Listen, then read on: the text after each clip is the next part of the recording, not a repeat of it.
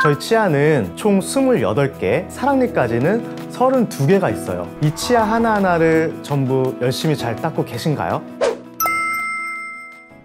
안녕하세요. 여러분의 치과 대통령, 치통령 홍성원입니다. 여러분, 제가 가르쳐드린 대로 양치질 잘 하고 계신가요? 특히 양치가 힘든 부분이 있지는 않으신가요? 우리가 양치질을 하는 이유가 뭐죠? 바로 충치, 잇몸병을 예방하고 또 입냄새를 제거하기 위해서 양치를 하죠. 그래서 양치가 잘 되지 않은 부분은 충치가 생기고, 충치가 신경까지 진행이 되면 그 고통은 이루 말할 수가 없습니다. 가장 충치가 잘 생기는 부분은 어금니끼리 맞닿는 부분이에요. 인전면이라고 하는데, 큰 어금니 사이 그리고 작은 어금니 사이, 그만큼 그 부분이 양치가 안 된다는 얘기겠죠. 또 충치만이 문제가 아니라 양치가 잘 되지 않아서 치석이 잘 쌓이는 부분은 잇몸병, 치주염이 생기게 되는데요. 치아가 흔들릴 정도로 치주염이 심하게 진행이 되면 고름이 생겨서 잇몸이 불룩해지고 욱신욱신한 그 고통 또한 상당합니다. 오늘은 특히 양치가 잘 안 되는 부분과 간과하고 넘어가기 쉬운 부분을 알려드릴 테니까요. 한번 참고해 보세요.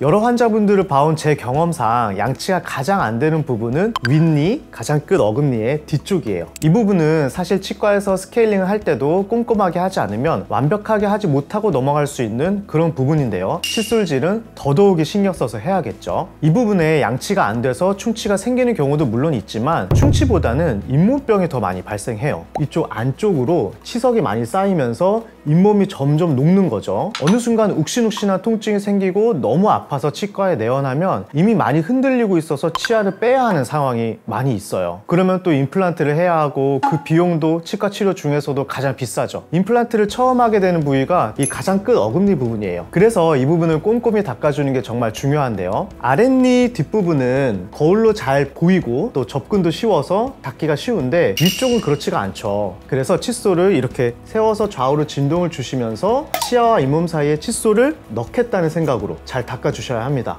이 부분을 더 잘 닦기 위해서 고안이 된 칫솔이 있는데요. 바로 이 칫솔입니다. 첨단 칫솔이라고 하는데요. 딱 어금니 뒷부분을 닦기 좋게 디자인이 되어 있어요. 평소에 잘 닦는다고 생각하는데 치과에 가면 이 부분을 더 잘 닦아줘야겠다고 계속 설명을 들으신다면 첨단 칫솔도 한번 사용해 보시면 좋을 것 같습니다. 또 이 부분은 위에도 그렇고 아래도 그렇고요. 뒤에 누워있는 사랑니가 있다면은 칫솔질 관리가 너무 어려워지고 금방 썩어버리기 때문에 누워있는 사랑니는 빨리 빼주셔야 합니다. 그 다음으로 양치가 안 되는 부분은 바로 큰 어금니와 큰 어금니가 맞닿는 부분, 이 인전면이에요. 제가 사진을 몇 장 보여드릴 텐데요. 자, 보시면 치아가 붉은색으로 염색이 많이 되어 있죠. 치과에서 사용하는 디스클로징 에이전트라고 해서 양치가 안 되는 부위가 이렇게 붉은색으로 염색이 되는 거예요. 주로 어디가 붉은색으로 염색이 되어 있죠? 근데 치아와 치아 사이 부분, 그리고 치아와 잇몸 경계 부분이 주로 붉은색으로 염색이 되어 있습니다. 저희는 환자분들께 치과 대기실에서 양치를 한번 하고 오시라고 하고 그 다음에 디스클로징 에이전트를 적용을 시켜 드리는데, 그냥 봤을 때는 깨끗하다고 생각하고 양치도 정말 잘했다고 생각하시다가 이렇게 직접 양치가 잘 안 되는 부위를 보여드리면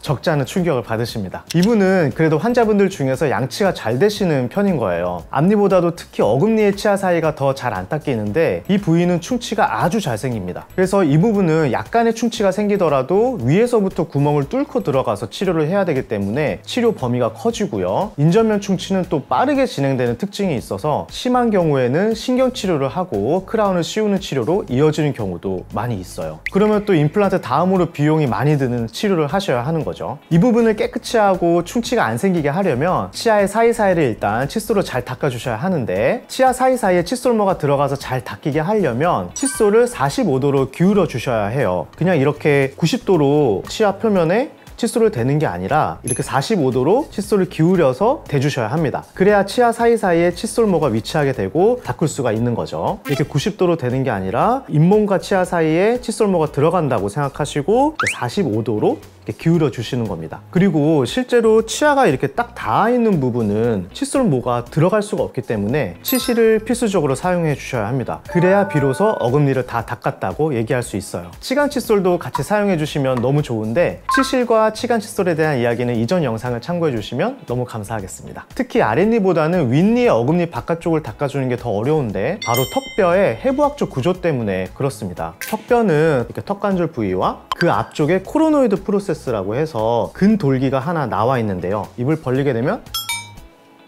이렇게 볼록 튀어나오는 부위가 있죠. 이게 뼈가 튀어나오는 건데요. 이게 근돌기라고 하는 코로노이드 프로세스입니다. 입을 벌리게 되면 이 근돌기가 위에 어금니 쪽과 가까워지면서 칫솔이 어금니 바깥쪽으로 들어갈 공간이 없어지는 분들이 있어요. 입 안쪽으로 칫솔이 들어갈 수가 없는 거예요. 이런 분들은 칫솔을 입에 넣은 다음 입을 거의 다물어 주시면 어금니 바깥쪽에 공간이 생기거든요. 이렇게 공간을 만들어서 어금니를 닦아 주셔야 합니다. 제가 한번 해볼게요.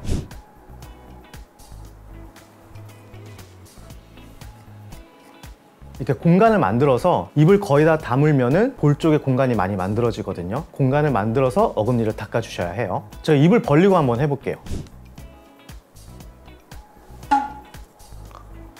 벌리면 여기 뼈에 걸려가지고 칫솔이 잘 들어가지가 않습니다. 의외로 이런 이유로 위쪽 어금니가 잘 안 닦이는 분들이 굉장히 많아요. 그래서 정리를 하자면 위쪽 어금니 사이를 잘 닦기 위해서는 입을 거의 담은 상태로 어금니 쪽에 공간을 많이 만들어서 칫솔모는 잇몸 쪽으로 45도 기울여서 잘 닦아주시고 마무리는 치실을 꼭 해주시면 되겠습니다.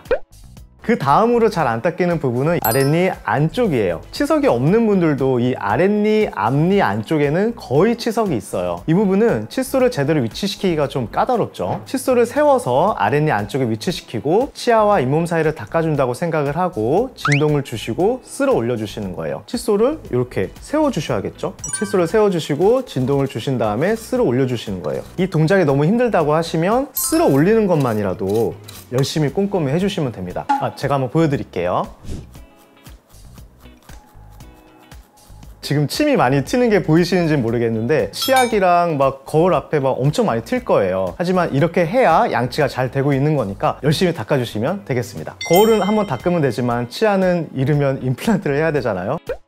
그리고 의외로 예상 밖으로 안 닦이는 부분이 있는데 오른손잡이인 경우에는 오른쪽 작은 앞니와 송곳니, 왼손잡이인 경우에는 왼쪽 작은 앞니와 송곳니 부분이 잘 안 닦여요. 우리가 치아를 닦을 때 이렇게 닦잖아요. 쭉 어금니부터 닦아오다가 앞니를 닦고 반대쪽으로 넘어갈 때 이 정도에서 이제 칫솔을 이제 고쳐 잡죠. 그리고 이렇게 어금니를 닦아요. 닦고 좀 앞으로 넘어오다가 이제 말죠. 그렇게 하다 보면은 오른손잡이는 여기가 잘 안 닦이는 거예요. 그리고 왼손잡이는 그 닦으시다가 앞니 쪽으로 넘어와서 이거를 이렇게 닦기는 힘드니까 다시 이렇게 고쳐 잡고 닦게 되는데 이쪽 앞니 쪽까지 와서는 또 닦기 힘드니까 그냥 넘어가는 거죠. 너무나 잘 보이고 닦기 쉬운 앞니인데 참 아이러니하죠. 그런데 이런 경우가 진짜로 많이 있습니다. 그리고 어금니는 잘 닦는데 오히려 앞니 표면에 치태가 많이 쌓여있는 경우도 있어요. 너무 세게 닦을 필요가 없다고 해서 너무 살살 닦거나 신경을 좀 덜 쓰는 거죠. 충치와 잇몸 질환을 예방하는 근본적인 방법은 칫솔질인 것은 너무나 잘 알고 계시죠. 한 가지 빠진 부분이 있습니다. 바로 여기는 보이지 않지만 혀죠.